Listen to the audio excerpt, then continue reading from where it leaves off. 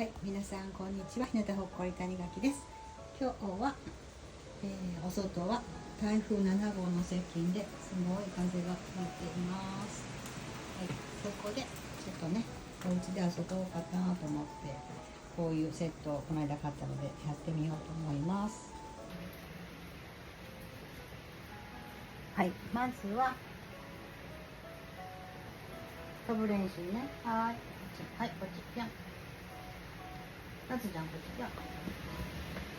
まーちゃんこっちぴょん。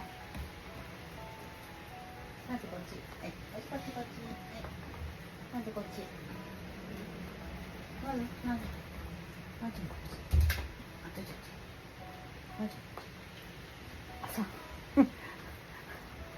くぐるか。ぴょん。あ、なずここ。はい。なずここぴょん。はい、おいで。ぴょん。ぴょん。なずぴょん。ぴょん。ぴょん。そう。はい、なずぴょん。ばあちゃんぴょん。なずこっちぴょん。なずぴょん。すくぐるか。なずぴょん。なずおいで。こっち。はい。なずぴょん。そう、上手。はい、なずぴょん。はい、おばちゃんくりーっと回ってぴょん。くりーっと回ってぴょん。そう。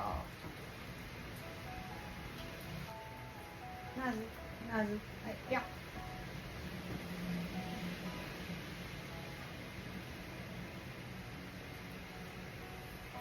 上手できた。あ、早いなお前ら。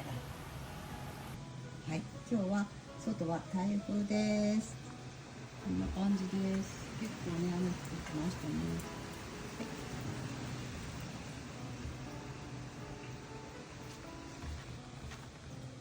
はい、皆さんね、被害がないようにね、大きな被害が出ませんように、はい、気をつけていただきたいと思います。